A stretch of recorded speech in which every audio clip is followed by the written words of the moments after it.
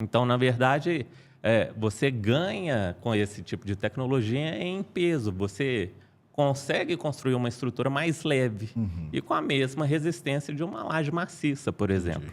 Então, na verdade, se existe ferro, se não existe, qual o concreto que foi utilizado, qual a estrutura que foi realizada ali. Você tocou em um ponto aí que, na verdade, eu queria até deixar um pouco para o final, mas você entrou no assunto. Tá, beleza.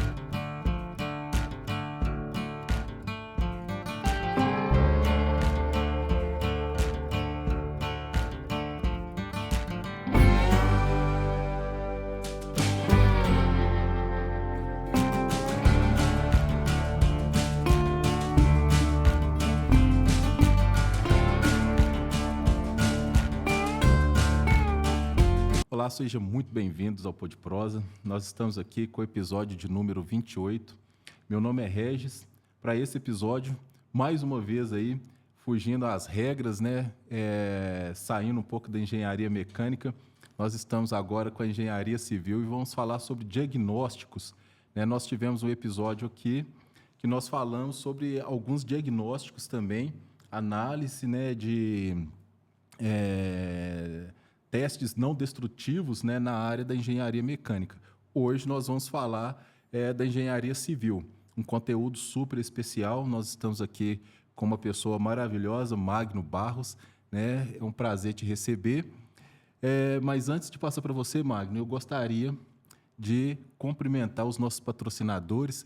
Nós temos aí a 3D Projetos e Consultoria, uma empresa que está nascendo aí no mercado, mas com uma proposta muito interessante, né, de detalhamentos de projetos na área da metal mecânica, consultoria na área de GD&T. Então, para vocês que têm aí interesse, né, em conhecer um pouco mais, principalmente sobre a técnica do GD&T, entre em contato aí com a 3D Projetos e Consultoria, com certeza o pessoal lá vai dar um atendimento especial.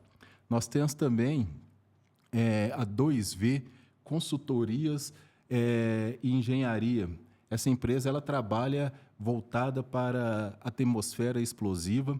É um ambiente aí, vamos dizer assim, um trabalho minucioso, uma atenção muito voltada, é um ambiente muito cheio de normas, leis, né? Então, conte aí com a 2V Engenharia para prestar essa consultoria para vocês aí. Eu tenho certeza que ela vai ajudar vocês. E nós temos aí, né, para este episódio, de uma maneira especial, nós temos Cheddar, né? E aí eu vou deixar com que o Magno fale dessa empresa que tem uma proposta muito interessante aí no mercado também. Já quero mandar um abraço para os nossos amigos do Rio Grande do Sul, né? E acompanhe a gente, continue aí nos seguindo, né? No Instagram, YouTube, nós estamos também no Spotify. Vocês vão achar aí o podprosa.p, né, no YouTube e podprosa.pp no Instagram. Agora sim, Magno, seja muito bem-vindo. É um prazer estar aqui com você neste episódio. E assim, como eu te disse anteriormente, para mim tudo aqui vai ser muita novidade, mas eu acredito que é de muito interesse, não somente meu, mas para todo mundo que vai acompanhar aí este episódio. Então eu já aconselho a turma aí a ficar até o final, porque tem muita coisa interessante. Com certeza. Primeiramente, muito obrigado pelo convite, né? Vou dar o meu máximo para tentar desmistificar qualquer coisa, qualquer dúvida que vocês tenham a respeito da engenharia diagnóstica, da patologia das construções. Meu nome é Magno, né? Eu tenho 39 anos. Eu sou diretor técnico da Cheddar Perícias e Avaliações Imobiliárias.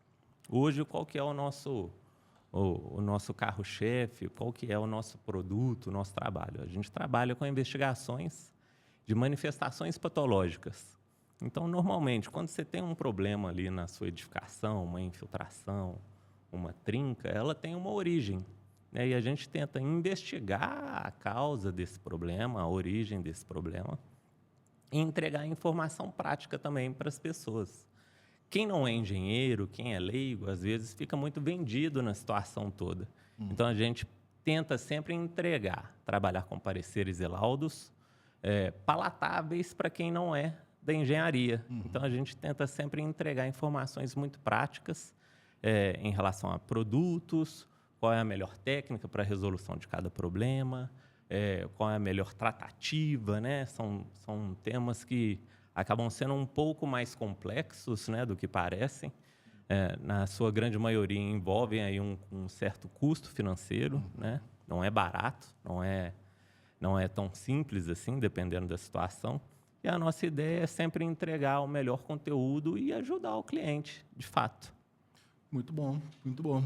Você já deu uma, vamos dizer assim, uma introduzida legal aí no que nós vamos ver, né, neste episódio, né, no que nós vamos conseguir aprender. O que me chamou muita atenção, né, principalmente nesta temática, né, da engenharia pericial e também diagnóstica, né? Porque, assim, muitas das vezes isso faz parte do nosso cotidiano, às vezes a gente vive com isso, né? Por exemplo, uma trinca na parede. Sim, na verdade. Uma umidade no alicerce. Exatamente. Só que a gente acaba pensando assim, não, faz parte, eu acho que toda construção toda construção sofre com isso aí. E às vezes não é bem assim, né, Mag? O que eu costumo dizer, né? Não existe edificação perfeita, não existe construção perfeita, né? Vez ou outra, um defeitinho, um probleminha vai aparecer. A gente não pode tratar isso como normal, achar que isso é dentro da normalidade, porque isso não, na verdade, isso não deveria acontecer, né? Muitas das vezes a gente vê trincas, né? Como você disse, vê fissuras e acha que isso pode ser uma coisa normal. Ok, né? Talvez elas não prejudiquem a edificação, talvez elas estejam inativas, mas outras fissuras, outras manifestações patológicas pode ser um indício inicial ali de que a edificação precisa de uma atenção a mais. Isso pode envolver aí talvez até a segurança do usuário. Pode ser que um desprendimento volumétrico atinja uma pessoa dentro de um condomínio, né?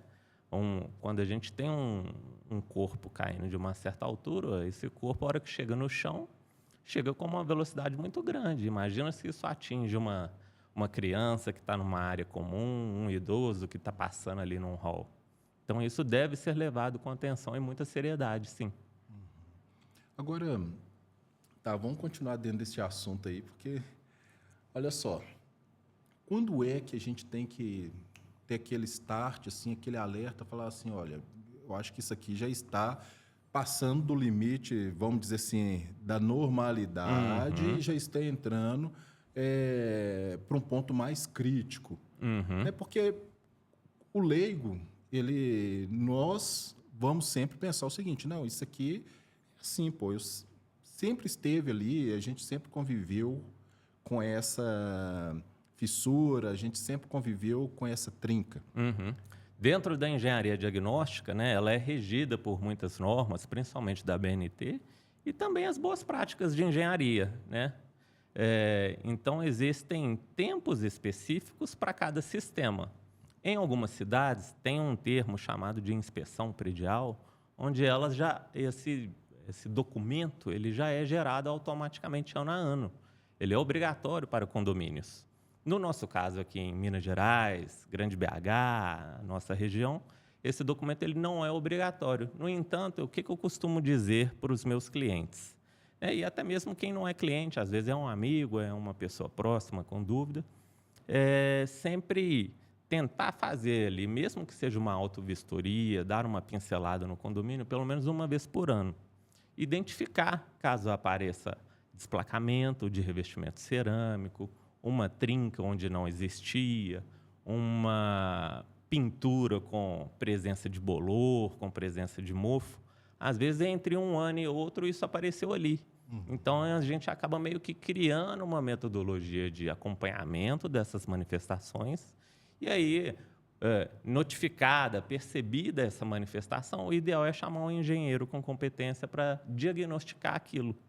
Ver se é algo prejudicial, né? Sempre levando levando em conta a segurança do usuário e, a partir daí, a gente fazer a tratativa correta. quando a gente pega manifestações patológicas logo no inicinho, elas são muito mais baratas de ser resolvidas do que quando a gente posterga isso 1 ano, 2 anos, 3 anos, 5 anos, 10 anos. Então, a ideia é que a gente sempre tenha um olhar atento, mesmo que a pessoa não seja da área, para o momento em que aparecer aquela manifestação. Apareceu alguma coisa, entra em contato com o engenheiro com competência, com uma empresa capacitada para te dar pelo menos um diagnóstico em relação àquilo. Agora, sim, tem alguma, por exemplo, algo que é mais preocupante do que outro? Por exemplo, uma trinca na laje Sim, é mais preocupante do que uma trinca na parede? sim. Na verdade, eu não tenho nem muito medo de trinca, não. Eu tenho muito medo de água. A água é um remédio e é um veneno também para as estruturas. Então, onde existe a presença de água, de infiltrações, a gente precisa ficar com o alerta ali sempre ligado, né? Porque ela prejudica a estrutura de concreto armado, principalmente, né? Que é muito usual aqui na nossa região, dando start aí a processos mais agressivos, né? Como corrosão de armaduras, enfraquecimento, empobrecimento ali da estrutura. Então, eu tenho muito medo, assim, eu gosto de observar mais essa questão de umidade, presença de água. Trincas são perigosas também, mas muitas das vezes, fazendo um acompanhamento técnico ali, vendo se ela está mexendo, se ela está se movimentando, se ela tem abertura em algum ângulo, ou se ela está estagnada, a gente consegue postergar essa tratativa. A gente não precisa resolver a situação imediatamente, não. Eu tenho alguns casos onde eu faço monitoramento de trincas e fissuras de mais de 1 ano. Né? Então, vou ali periodicamente fazendo esse acompanhamento e caso eu ligue uma luz amarela, aí a gente entraria em ação. Mas onde tem água, onde tem presença de umidade, o ideal é tratar o quanto antes. Entendi. Principalmente hoje, que, por exemplo, na questão do concreto armado, quando nós estamos falando de laje, aí é claro, você vai me corrigir aqui se eu estiver errado. Sim. Mas é muito comum, né, principalmente de um tempo para cá, a gente ter por exemplo, uma laje mista. Então, tem ali o concreto armado, mas às vezes tem o tijolo. Aí eu não sei o nome. A laje pré-fabricada. É pré-fabricada. Aí, às vezes, de tijolo, outras até de isopor, né? Isso aí também seria muito... Na verdade, sim, né? Assim, é algo crítico, né? No entanto, tem muita tecnologia envolvida aí. Nesse tipo de laje, por exemplo, lajes pré-fabricadas, onde a gente tem a lajota cerâmica, ou então aquela peça de isopor, aquele espaço ali é um espaço neutro. Então, na verdade, você ganha com esse tipo de tecnologia em peso. Você consegue construir uma estrutura mais leve e com a mesma resistência de uma laje maciça, por exemplo. Então, na verdade, isso é uma evolução. Obviamente, tanto a laje maciça quanto uma laje pré-fabricada, qualquer estrutura pré-fabricada, precisa ser acompanhada ao longo da sua execução, seja em obra ou seja na fábrica. Então, a gente, tendo essas tratativas de acompanhamento desde a época de projeto, de concepção da edificação como um todo, a gente consegue minimizar muita coisa. Agora, e o estudo do solo? Quanto que o solo ele interfere nisso? É uma praia sua também? Por exemplo, nesse diagnóstico, você vai a fundo também para tentar entender ali como que foi as fundações? Sim, sim. Na verdade, quando eu entro num caso, principalmente de investigação, eu tenho uma lista, uma batelada de documentos que eu peço para o cliente. O que eu tento fazer com essa lista, com esses documentos? Justamente entender tudo o que aconteceu até o momento em que eu cheguei na edificação. Então, essa anamnese acaba sendo muito importante, porque ali eu vou entender como a estrutura foi concebida, como ela foi pensada, se existe ferro, se não existe, qual o concreto que foi utilizado, qual a estrutura que foi realizada ali. O tempo indica muita coisa para a gente e eu gosto também de fazer uma entrevista com os envolvidos.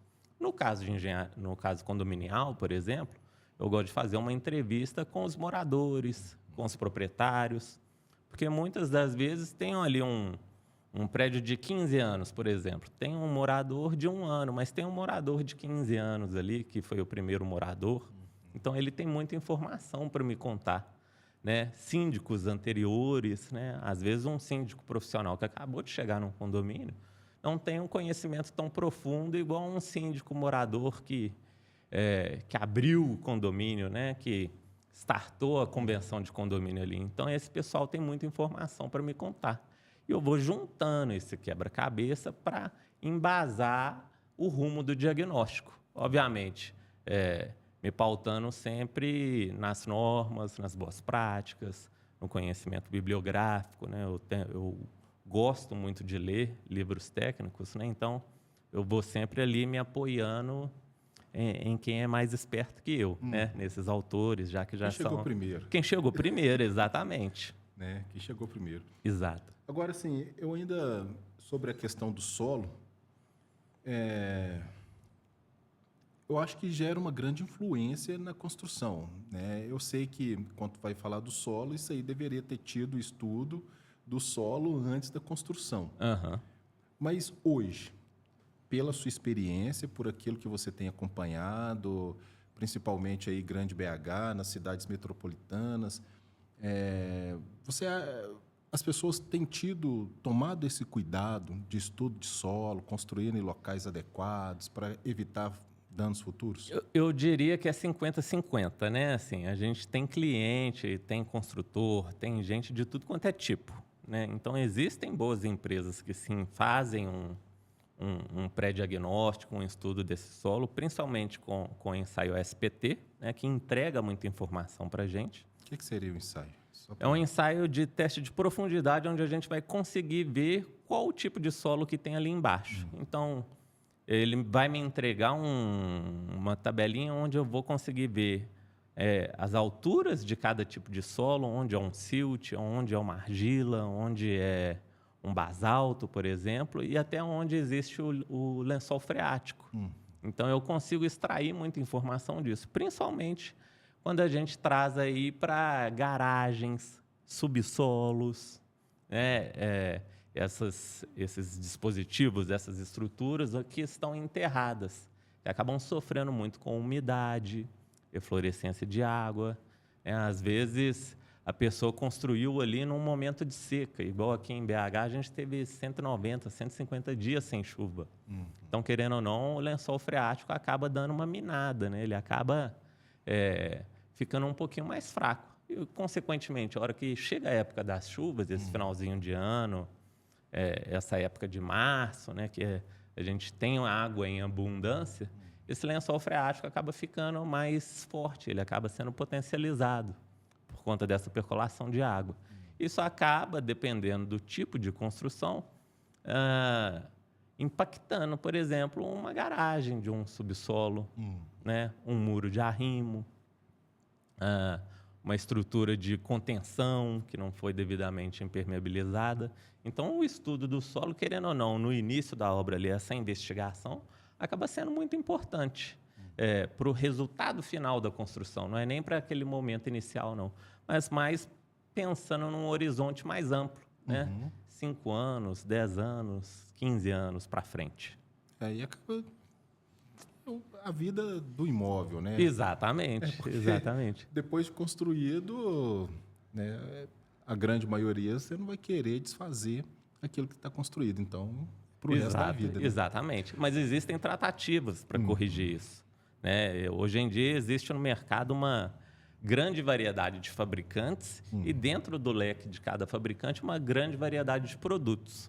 Cabe a gente, ao engenheiro patologista, ao engenheiro diagnóstico, fazer o uso correto de cada produto. Por isso que eu estou sempre estudando as inovações, estudando os produtos que vêm chegando no mercado, que, querendo ou não, é uma coisa que acaba tendo uma rotatividade muito grande. Agora, beleza. Você tocou em um ponto aí que, na verdade, eu queria até deixar um pouco para o final, mas você entrou no assunto.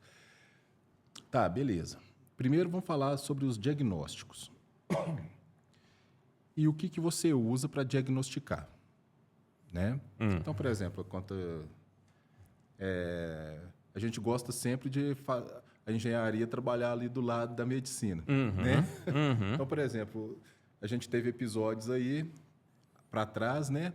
O colega, né, até o César Sena, ele esteve aqui conosco e ele falou: ó, não, existe o médico que cuida de pessoas e eu sou o médico das máquinas. Você é o E médico eu sou o médico dos prédios. dos Eu prédios, sou o prédio, eu sou o médico das das edificações, edificações. né? E então, por exemplo, assim como na medicina tem os aparelhos para diagnósticos, tem os exames que são feitos. O que você utiliza para fazer? Sim, sim. Como que é? Vamos lá. Primeiro eu parto sempre da anamnese, Anamnese. né? Da investigação, para tentar saber ali onde que eu estou pisando, onde que eu estou entrando, né? Essas informações para mim são muito úteis. A partir da anamnese, do estudo de projetos, da compatibilização de projetos entre o que foi projetado e o que está de fato construído ali, tem um longo caminho, né? E durante esse caminho eu vou estruturando a vistoria, a inspeção, o que eu vou usar. Obviamente, dependendo de cada caso, né, eu vou usar um aparelho específico.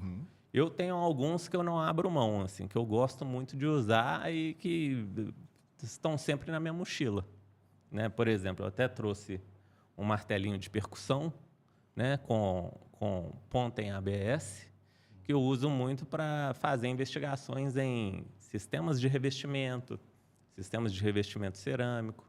Então, conforme eu vou batendo ele de levinho, percussionando o sistema, eu consigo ver se tem uma peça que está oca, que está com um problema de aderência. O martelinho pena também é usado para o mesmo fim, né? Ele parece um martelo de verdade, né? Um martelo de marcenaria, mas ele é muito útil, principalmente em revestimentos de base cimentícia. Então, se tem um desprendimento, uma falta de aderência, eu consigo diagnosticar só pelo som. Então, talvez não seja necessário nem abrir, nem fazer muita bagunça no imóvel. Esses são dos mais simples, né? Então, assim, eu estou sempre com eles e eles são base para outros diagnósticos. Eu gosto de usar muito detectores de materiais, então eu trouxe aqui um detector de materiais que ele vê tubulações, madeiras, ferragens. Isso tudo, o posicionamento da ferragem me indica muita coisa, me dá uma gama muito grande de dados para poder trabalhar. Não, me explica um pouco mais sobre esse aqui. Esse daqui é um aparelhinho onde eu vou passando ele na estrutura e ele vai me mostrando o que ele está lendo ali. Aproximadamente 2, 3, 5 centímetros, dependendo da estrutura de concreto que a gente tem ali. Entendi. Então, por exemplo, se eu quero saber, vamos supor, está aqui essa parede, só que é uma construção antiga, eu estou pensando em construir por cima e eu não sei se ela tem estrutura que aguente. Eu não sei. É muito comum as construções muito antigas, às vezes não tinha as devidas amarrações.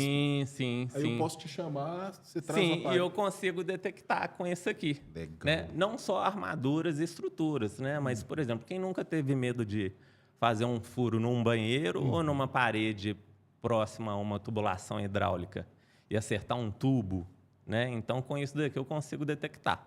Esse daqui é um pouco mais simples, né? Mais fácil para carregar, mas existem outros modelos aí que conseguem te entregar até em 3D, dependendo do tipo de informação. Então, você consegue ver diâmetro das tubulações, bitolas de ferragens. Então, tem equipamento para tudo quanto é tipo de situação. É tipo um ultrassom. Exatamente. Mais ligado, mais parecido com o ultrassom também existe a termografia. Né? Eu faço uso de algumas câmeras onde elas me entregam uma diferença de potencial, uma diferença de radiação. Então, com isso, eu consigo ver, por exemplo, um ponto mais frio onde pode estar ocorrendo uma infiltração, por exemplo, né? E no olho, assim, você não consegue ver. Às vezes a tinta está boa, mas por baixo ali, numa camada mais superficial, existe uma percolação de água. Né? Dependendo da incidência solar, você consegue ver até onde estão os pavimentos, as vigas, as estruturas de concreto armado em um prédio, na fachada, por exemplo, sem precisar quebrar nada. Então, isso entrega muito dado que é bom para o engenheiro, né, que ele já tem muita coisa para trabalhar, e bom também para o cliente, que não faz aquela bagunça de obra, não precisa de gente estranha ficar entrando ali toda hora, né? Essas questões de obra, né, querendo ou não, acabam sendo um problema, seja numa edificação menor, seja num prédio. Hoje em dia, a ideia, né, da Schaeder é trabalhar com menos bagunça possível, né? Em alguns casos, isso não é possível, mas a gente tenta. Tratando-se de construção. Exato, não tem como fugir, né? Abrir uma janelinha, né? Até me apropriando, né, da temática aí da medicina, é como se fosse uma biópsia, né? A gente consegue abrir uma janelinha, ver como é que está a estrutura ali por dentro, como que ela foi construída, talvez fazer uma extração de testemunho, que já é um ensaio já um pouco mais destrutivo, mas que entrega muita informação útil. Não, mas isso é muito interessante, porque imagina só, no caso de uma infiltração, né? Eu acho que a maioria das pessoas já passou por essa situação pelo menos uma vez na vida, né? Sim, Entupimento, talvez, alguma coisa desse gênero aí, mas uma infiltração, por exemplo, de um cano que se rompe, né? Uhum. Imagina só, você ter que quebrar toda uma parede para tentar descobrir aonde é que de fato está passando esse cano. A ideia é ser o mais assertivo possível, justamente para evitar essa mobilização muito grande, né? Principalmente quando tem usuário ali dentro, quando tem pessoas morando ali dentro, né? Quando isso está acontecendo num imóvel que ainda não tem nenhum habitante, ok, é tranquilo para resolver, né? Mas o problema é quando tem uma família ali, aí o cara trabalhou o dia inteiro, a hora que chega em casa tá aquela bagunça de obra, às vezes ele não tem para onde ir, não vai ficar aí, não vai para um não vai dar hotel, certo. fica em cima ali naquela pressão, né? Às vezes tem criança, então problema de poeira, né? Então a ideia é ser o mais assertivo possível e o menos destrutivo também, né? Quanto menos destrutivo, mais rápido a gente consegue entregar um diagnóstico de correção. E aí é correr para o abraço. E aí esse outro aparelho aqui, Mag? Esse daqui ele tem vários nomes, né? Assim, se a gente fosse utilizar um termo médico, seria um endoscópio, né? Mas eu chamo de câmerazinha mesmo, fica mais fácil de entender, para as pessoas entenderem. Eu sempre tento trazer a informação de uma maneira mais simples para as pessoas. Então, ele tem uma câmerazinha na ponta de um fio e tem uma telinha onde eu consigo ver. Esse cabo aqui, ele é de 10 metros, mas existem cabos aí infinitos, né, que vêm até num carretel. Então, você consegue inspecionar tubulações sem fazer essa quebradeira, né? Você tendo um pontinho de entrada onde você consegue acessar a parte interna da tubulação, o seu limite é o tamanho do cabo. Então, você consegue ver onde tem algum tipo de entupimento, algum tipo de obstrução, um cano quebrado, um cano trincado, algum problema de solda entre as conexões. Então, você consegue aí ser até bem assertivo, né? Você consegue ver tudo de uma maneira muito clara. E isso é importante também para poder fazer o registro técnico disso e colocar num parecer para poder entregar para o cliente. Muito bom. Legal, cara. É interessante, é muito legal isso tudo em operação. Não, muito bom, gostei. Agora, beleza. Todos esses aparelhos, né, então, são aparelhos que você utiliza para estabelecer um diagnóstico. Sim. Ok. Agora, eu quero que você fale para nós o seguinte. Uma vez que o diagnóstico você tem um diagnóstico na mão, quais que são os remédios agora? O que nós temos no mercado hoje, por exemplo, para falar, infiltração. Não sei se você pode indicar, tal, ou mencionar, enfim. Os produtos que... não sei se eu posso falar. Shopee, né? Os produtos da Shopee são eficazes? Manta asfáltica. Esses produtos miraculosos, né? Você está entendendo? Que prometem muita coisa, né? Aqui os vídeos, minha esposa mesmo, sempre quando ela vê, ela manda para mim aqui, amor, olha, esse produto aqui a gente pode comprar. Mas, assim, de fato, funciona mesmo? Ou é só comércio? Eu vou te dizer que depende. Cada caso é um caso. Por isso que eu trabalho muito com essa personalização do diagnóstico, né? Então, eu tento sempre trazer para o meu cliente aquele produto, primeiro, que ele vai dar conta de pagar e que vai ser eficaz. Existem produtos e produtos dos mais variados valores. Então, a gente tem que pensar muito nisso. Existem promessas que são muito fortes. E existem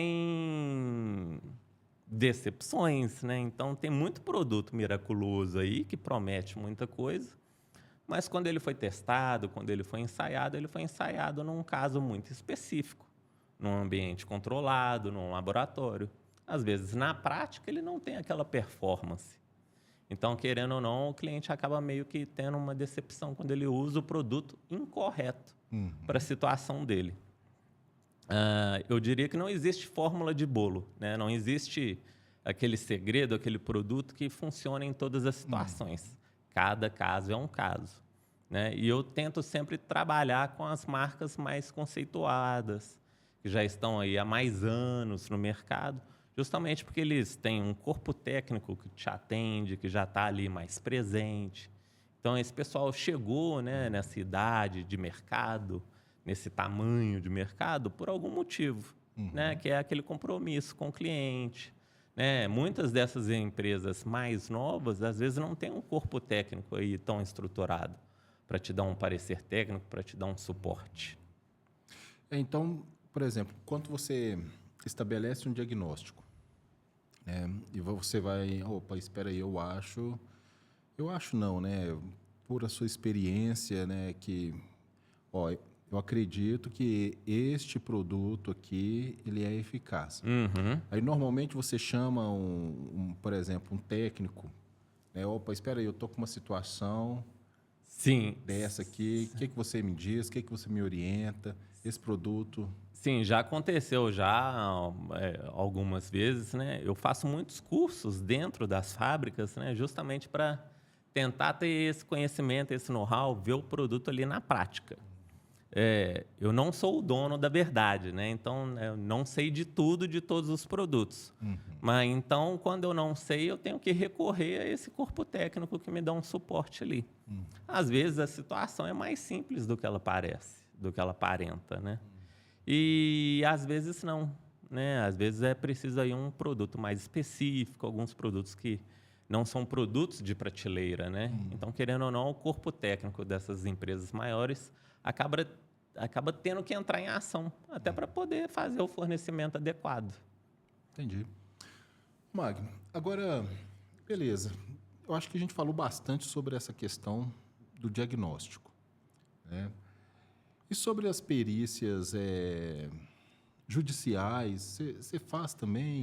É um escopo da Scheder? Começou sendo um escopo, né? Hoje em dia a gente acaba não trabalhando mais nessa área. Eu sou publicitário, né? Antes da engenharia civil. Trabalhei com marketing durante alguns anos, depois que eu fui para a engenharia civil. Logo quando eu me formei, eu caí numa concreteira. Eu comecei a trabalhar numa concreteira, né? E comecei a viajar. É uma concreteira, né? Muito grande. Então, comecei a viajar. Então, primeiro dentro de Minas, depois Minas e São Paulo, Minas Rio, Minas e Paraná, Minas e Bahia. Então, comecei a abranger um corpo, uma região muito grande. Comecei a conhecer gente de tudo quanto é tipo de jeito. Quando as pessoas ficam insatisfeitas com um certo produto, hoje em dia tem-se essa tendência a judicializar a situação. E aí eu comecei a ir nas perícias judiciais para tentar defender a concreteira. Eu ia como assistente técnico, justamente ali por conhecer, principalmente da parte de traço, né, da qualidade dos materiais, para poder explicar para um perito, né? A perícia judicial ela funciona assim. São 3 partes, na verdade, né? Uma parte que está com um problema e judicializou isso, a parte que está sendo reclamada ali, né, tomar alguma providência, e a justiça no meio, o juiz no meio. O juiz entende de direito, né? Ele não entende de todos os nichos. Então, ele nomeia um perito, que no nosso caso aqui é um engenheiro civil ou um arquiteto, para ser os olhos dele, para orientá-lo. Consequentemente, as duas partes também podem nomear um engenheiro civil, que são os assistentes técnicos, para entrarem em comum acordo para resolver aquela situação. Eu ia como assistente técnico da concreteira. Foi aí que eu conheci as perícias judiciais. Quando eu saí da concreteira, o foco era me manter nessa área. Só que a engenharia diagnóstica é um campo muito grande, tem muita coisa, tem muito mercado, muita coisa diferente. E aqui em Belo Horizonte, eu acabei caindo nessa parte condominial. Gostei, me apaixonei, me aprofundei, né? Então, eu tenho uma pós-graduação na área de perícias judiciais, na área de avaliações, e tenho uma pós na área de engenharia condominial. Aí, caí na engenharia condominial e esqueci o resto, né? Me apaixonei, comecei a lidar com muitos síndicos, muitos moradores, muitos proprietários. E BH é um mercado muito grande, né? Onde você olha, você vê prédio, você vê edificação.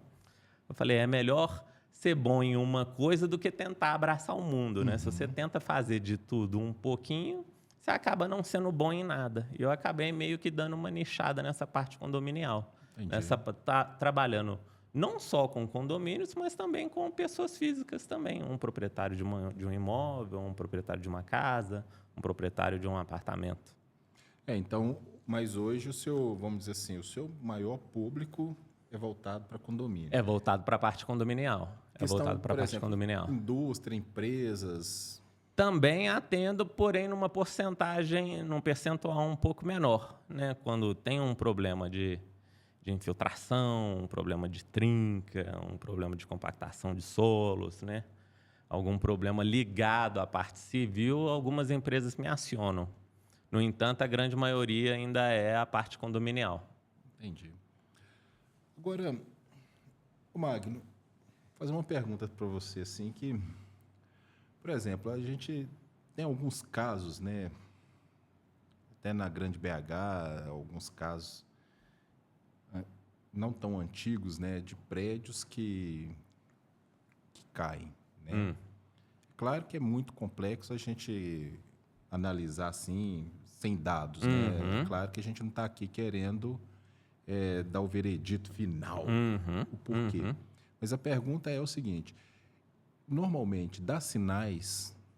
Com certeza. Entende? Por quê? Por que dessa pergunta? Porque se dá sinais, o que você poderia dizer assim, de sinais para que as pessoas pudessem se alertar, né? Até mesmo por segurança. Sim. Né? E uma vez que eu consegui identificar quais que são os caminhos que as pessoas têm que tomar quando elas identificam esses sinais. Essas tragédias, esse tipo de coisa que a gente vê na televisão, vê na internet hoje em dia, na verdade, elas têm causa numa confluência de fatores, né? Então, não é uma única trinca que vai derrubar um prédio, né? Não é uma única infiltração que vai trazer ao colapso um talude inteiro, né? É uma confluência de fatores, né? Por isso a gente precisa investigar tudo, colocar todos os pingos nos is, e essa parte da anamnese, então, acaba sendo muito importante, porque a gente vai entender tudo que aconteceu ali até o momento de hoje, e o que a gente tem de identificação de problemas, de sinais, acabam sendo esses que a gente acabou de falar. Infiltrações, trincas, desprendimento de revestimento, né? É aquela coisa igual eu falei no início da entrevista, né? Essas coisas não são normais. Elas podem estar ali dentro do nosso cotidiano, mas elas não deveriam acontecer. Uma vez notificadas, uma vez percebidas, o ideal é colocar uma empresa capacitada na parada ali para tentar entender se aquilo ali é um problema que precisa ser não só diagnosticado, mas também tratado com uma certa velocidade, ou é algo que você pode esperar, que você pode monitorar aí ao longo dos meses, ao longo dos anos, né? Hoje em dia é muito difícil a gente tratar tudo de uma vez, né? Numa região condominial, num prédio, por exemplo, né? Existem N manifestações patológicas. Se o dinheiro fosse infinito, seria muito fácil, né, tratar tudo isso de uma vez. Então, não teria problemas, né? a gente tenta organizar isso dentro de um parecer justamente para o síndico, para a pessoa responsável, atacar aquilo que é mais urgente. E aí, ao longo do mandato dele, ele vai se organizando para cumprir com as outras obrigações, com os outros tratamentos. Mas a ideia é a gente tentar sempre elencar tudo para poder ter um norte de tratamento. Entendi. Magno, agora me fala aqui, quais que são os, não sei, né? Quais que são os casos assim que você pegou e falou, cara, puta... Complexos? Vixe, eu já peguei coisa de tudo quanto é jeito, viu? Casos assim diferentes e complexos, na época da concreteira eu já peguei muita coisa curiosa, né? Então, assim, o pessoal já fez laje com morador de baixo, né? Com a pessoa morando ali. Assim? Eu também não consigo entender, mas aconteceu, né? Então, o pessoal, principalmente lajes pré-fabricadas, né? O pessoal fazendo uma laje lá e a pessoa de baixo ali do imóvel ali tocando a vida dela normalmente. Em situações onde o pessoal já estava mais acalorado, eu tive que apartar a briga de morador com vendedor, com perito, onde o pessoal começou a se exaltar já um pouquinho e foram ali para as vias de fato, e eu no meio tentando botar um pano quente em cima da situação.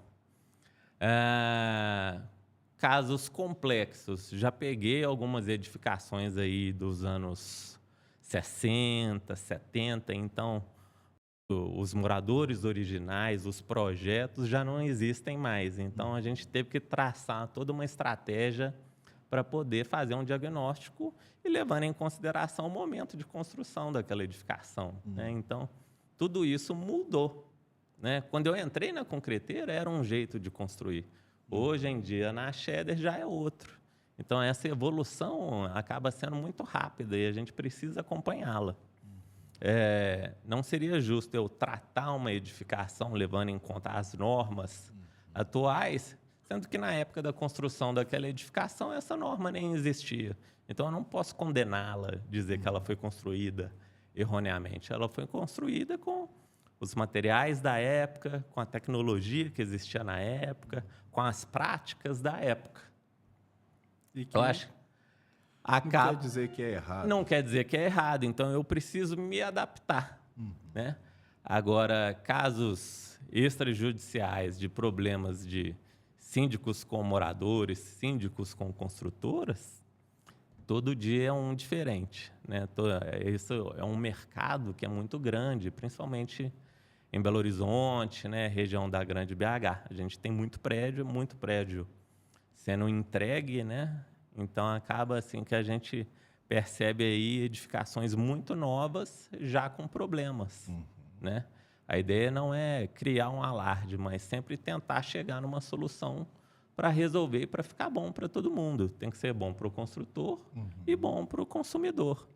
Agora, na sua visão, assim, você acha que os problemas que esses edifícios modernos, né, têm apresentado, vamos dizer assim, é mais proveniente de material, de técnica, de execução? Eu diria que eles se apoiam em duas situações. Primeiro, situação financeira, né? Então, um produto mais barato, com uma qualidade um pouco inferior, e tempo, né? Então, as pessoas estão muito preocupadas em... É tudo para ontem, né?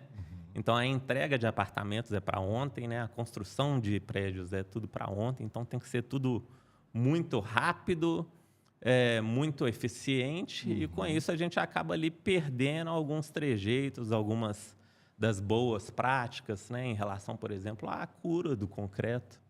Né? Um concreto bom, aí, uma laje boa, dependendo da cidade, dependendo da situação, do posicionamento da obra ali, ele precisa de um tempo para ter uma cura, né? Na época da concreteira, eu tinha lajes com o mesmo concreto, né? A mesma resistência, porém com materiais diferentes em cidades diferentes, né? Eu não posso dizer ou tratar como se fosse uma única coisa. Por exemplo, uma obra no Rio de Janeiro, ela deve ser tratada diferentemente, né? Com cuidados diferentes de uma obra aqui em Minas, que é um pouco mais frio, tem uma incidência solar um pouco menor. E as pessoas acabaram meio que se esquecendo dessas situações das boas práticas. Com isso, N manifestações patológicas acabam tendo esse start ali naquele período de execução das estruturas. Entendi. Mas agora, e os produtos, né? Então, por exemplo, se eu tenho que ter um cuidado, por exemplo, se eu modifiquei, por exemplo, de estado, talvez então a técnica, as precauções têm que ser diferente, Sim. né? Mas os produtos, normalmente segue isso também? Também. Apesar dos grandes fornecedores, dos grandes fabricantes conseguirem englobar muitos estados, né, existem produtos que funcionam em ambientes marítimos, né, que funcionam em ambientes um pouco mais quentes do que aqui, se a gente levar em consideração, ou que talvez até sejam o mesmo produto, mas precisa de uma tratativa diferente, um período de cura um pouco diferente. Quando você tem uma construção mais próxima de mata, então, querendo ou não, a região ali acaba sendo um pouco mais úmida, um pouco mais molhada. Quando você tem uma construção numa região mais próxima aí do norte de Minas, na Bahia, isso tende a ser um pouco mais seco. Então, tudo isso tem que ser levado em consideração. A expertise do engenheiro, de quem está tocando a obra ali, ela acaba sendo fundamental. Eu já realizei, por exemplo, obras de madrugada, concretagens de madrugada, justamente para poder pegar um período mais fresco do dia.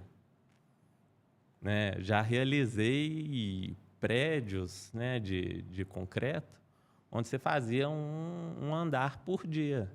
Você concretava ali no finalzinho da tarde, no final da concretagem ali por volta de 2 horas, 1 hora da manhã, e no dia seguinte, na manhã seguinte, o pessoal já estava desformando, mandando a forma para cima para preparar a armadura para o próximo andar. Obviamente, nesse caso, toda uma tecnologia por trás disso. Mas ela não pode ser empregada no varejinho, no cara que está construindo ali a casa dele, né? Uma lajinha mais simples. Ele não pode concretar num dia e querer tocar a obra no dia seguinte. Ele precisa esperar. São cimentos diferentes, materiais diferentes. São tecnologias diferentes, inclusive. Então, eu acho que tem espaço para todos os materiais, todos os tipos de tecnologia. Eles só precisam ser aplicados no momento adequado, na situação mais adequada. E pela pessoa adequada, E né? pela pessoa adequada também. Hoje em dia tem muita gente que, principalmente na internet, né, tem muita expertise, fala bem, tem muito marketing, mas quando a gente traz para a prática, isso não acontece. É porque, às vezes, é preocupante, né? Aí eu já fico até preocupado, porque, tá, beleza, eu vi o pessoal, eles fez uma laje na madrugada e no outro dia já estava arrancando as formas, jogando para cima. Não, vou fazer na minha também. Eu vejo isso demais, eu vejo isso toda hora. Meu Instagram de engenheiro, querendo ou não, aparece muita obra. Eu vejo muita gente fazendo ensaios de maneira errada. Então, às vezes, a pessoa não tem a expertise, a experiência para manipular ali um determinado equipamento e quer fazer um vídeo para postar. E acaba fazendo ou mostrando algum ensaio errado, se equivoca com as palavras, com os termos técnicos, quer falar muito bonito, né? Ali dentro do engenheirês, né? E acaba metendo os pés pelas mãos. Por isso que eu tento sempre trazer uma linguagem mais palatável para os meus clientes, para quem está envolvido ali. Porque muitas vezes o meu parecer técnico ele vai parar ou na mão de um juiz, que vai conseguir ler, né, termos mais rebuscados, ou na mão de um pedreiro, que vai resolver a situação ali para a senhora que me contratou, para resolver a situação na copa dela, no quarto dela de infiltração. Então, eu tenho que entregar uma informação onde esse cara vai conseguir ler e entender pelo menos o básico ali, pelo menos o norte, pelo menos o rumo que ele tem que seguir. Não, entendi. Agora, beleza, você faz aí os laudos, né? Então nós falamos, voltando só um pouquinho lá atrás, Aham. você tem um diagnóstico, você elabora ali o laudo, você faz algumas indicações, vamos dizer aí, do remédio, né? E você indica também, ou você assume a obra, como é que é? Tá, beleza. Deu infiltração aqui, Magno, tá? Você identificou, pode ser isso, aquilo outro, tá, beleza. E na hora do executar? Eu não gosto de entrar nessa parte de execução porque eu vejo aí um certo conflito de interesse, né? Então, se eu fosse malandro, seria muito fácil eu diagnosticar vários problemas, sabendo que eu vou tratar aquilo ali e aí, consequentemente, eu ganharia mais em relação a isso. Eu acho, né, e é por isso que eu gosto de trabalhar desse jeito, eu vou até a prescrição daquela situação, como resolver aquela situação e a entrega do parecer. A partir daí, eu prefiro entregar para uma outra empresa, justamente para não ter esse vício aí nesse meio mercadológico, né? Assim, apesar de indicar empresas, né, eu tento separar as coisas, né? Cada serviço dentro da sua empresa de uma maneira muito transparente. Eu sou muito preocupado com essa coisa de alinhamento de expectativa e transparência, justamente para entregar uma calmaria para o meu cliente melhor, né? Saber que ele está tratando ali com pessoas honestas, pessoas de confiança, né? A minha ideia é sempre tentar levar as coisas para esse rumo. Não vejo problema nenhum. Quem gosta de fazer o diagnóstico e entrar na parte de execução, ok. A gente, dentro da Cheddar, a gente prefere passar a bola para outras empresas. Entendi. Até mesmo porque, como você até mencionou aí, eu acho que as pessoas não pode ser bom em tudo, né? Querendo ou não, também, durante o tempo que você está ali na execução de uma outra obra, eventualmente você poderia estar parado no laudo de uma outra. Exato, né? Exatamente. E tem um problema muito grande também, aquele negócio assim, é muito serviço, é muita coisa, né? Para uma empresa só, né? Se você for pegar ali a parte de elaboração, a parte de execução, dependendo da obra, a gente tem mais de ano de obra, né? Então, querendo ou não, é muita coisa para se fazer. Então, por que não partir o bolo aí e todo mundo sair ganhando, né? Cada um dentro ali da sua competência. Legal. Ô Magno, agora me fala aqui. Tinha duas perguntas. Primeiro, por que é cheddar? Vixe, aí você tem que perguntar para minha família. Na verdade, o meu nome é Magno Cheddar de Almeida Barros. Ok. Né? Então, a ideia da empresa veio daí, o cheddar veio daí. Entendi. Eu já pesquisei, já fiz muita pesquisa para tentar entender de onde que veio, mas não, minha mãe tirou de um livro que ela estava lendo. Né? O Magno eu sei de onde que é de um seriado antigo, um seriado policial onde tinha o Tom Selleck, aquele bigodudo, né? Que fazia muito sucesso na época.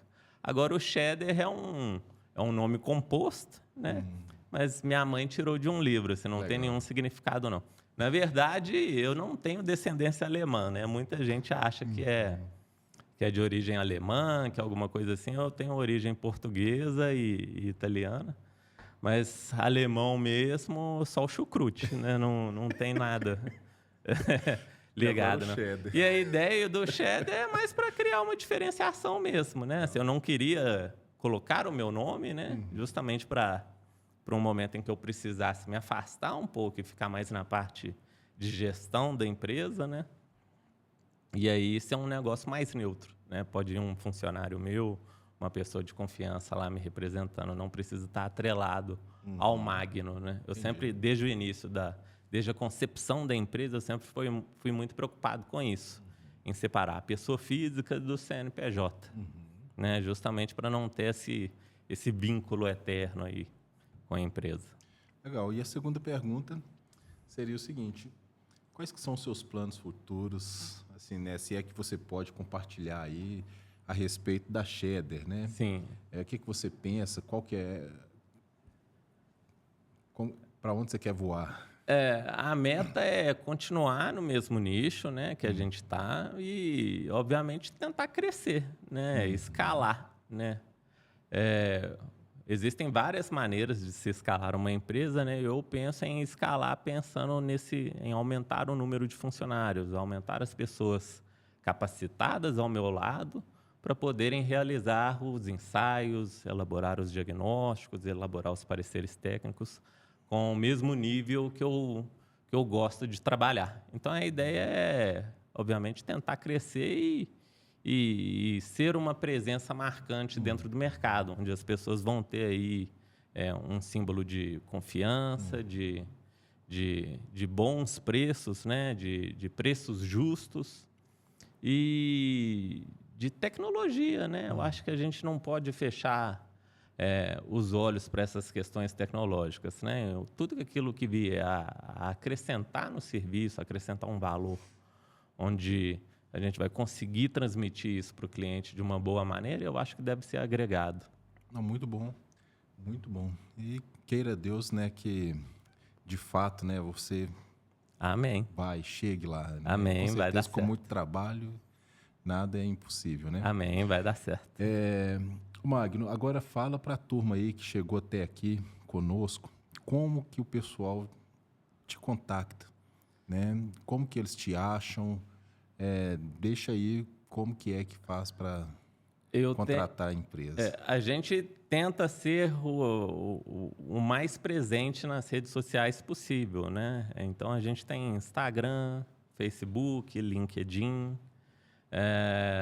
nós temos o site também, e-mails comerciais e o meu telefone, né? Que tá sempre comigo. Então, acho que a maneira mais fácil aí de contactar, e principalmente quando jogo o nome também na internet, é através do site e do Instagram, que a gente está ali mais presente ali no dia a dia ali. Os demais canais funcionam muito bem também, mas eu acho que o Instagram da Shedder e o site seriam as portas de entrada mais fáceis para as pessoas conseguirem chegar até nós. Muito bom. E então nós vamos deixar aqui nesse vídeo, nós vamos deixar aí seus endereços, Beleza. Das redes sociais, o site, o Instagram. Vai estar tudo aí nos comentários, na descrição deste vídeo. Beleza. Nós vamos colocar lá. E para você que precisa, né, de uma assistência, aí conte com Shedder. Conte com a Shedder, conte comigo, né? Mas a gente está sempre aí de portas abertas. Tendo dúvida, precisando de alguma coisa, eu acho que o contato inicial ele é gerado a partir da dúvida. Apareceu alguma coisa, alguma trinca, alguma infiltração, contacta a gente que a gente consegue dar um melhor direcionamento. Às vezes não é nem o momento de fazer um parecer técnico, um trabalho mais aprofundado, mas fazer ali um acompanhamento é crucial para a gente não deixar isso ir para frente. Muito bom, muito bom. Na dúvida, chame. Liga, manda um e-mail, manda uma mensagem que a gente está aí à disposição. É isso aí. Pessoal, assim, passou muito rápido. Passou, voou. Voou. Né? Foi mais fácil do que a gente estava imaginando. Né? Então, para vocês que chegaram até aqui, um forte abraço. Muito obrigado por acompanhar esse episódio. Entre em contato com o Magno. Porque, assim, principalmente nesse período de chuva, né, Magno? Nossa, demais. Quantas situações. Demais. E é muito melhor que seja nesse período, né, Magno? Porque é o período que a gente, de fato, está vendo aí as infiltrações acontecer. Exatamente. A gente consegue ver aquilo ali acontecendo. Né? Exatamente. Porque, não, vou esperar a chuva passar, tal. Aí depois que passou, você só tem os sinais, né? A ideia é assim, né? O tratamento, a situação, ela, querendo ou não, ela acaba sendo para ontem, né? Porque a pessoa está ali debaixo de uma laje com infiltração, então tem os móveis, tem parte de eletrônicos, né? Então ela quer a resolução ali rápido. Sendo um momento de chuvas ou sendo um momento de seca, a gente tem que propor alguma coisa para o cliente, fazer alguma tratativa. O ideal nessa época de chuva é que a gente já consegue chegar, ver e fazer o diagnóstico mais rápido. Então o momento é agora. Muito obrigado. Comente, deixe aí nos comentários. Se tem dúvida, é claro que eu vou jogar tudo pro Magno, né? Então você coloca suas dúvidas ali eu vou direcionar para ele. Ele vai estar acompanhando também, então já vai respondendo. Mas então comente, curta este vídeo, compartilhe e vamos fazer com que este conteúdo chegue para um número maior aí de pessoas. Beleza? Um forte abraço. Muito obrigado, Beleza. Magno. Muito Foi obrigado. um prazer falar com você. Obrigado pelo convite. Precisando, nós estamos aí. Com certeza, e nós vamos precisar. Né? Eu espero aí que tenhamos outros episódios falando sobre este tema. Vamos para cima. Muito obrigado. Obrigado. Forte abraço. Tchau, tchau.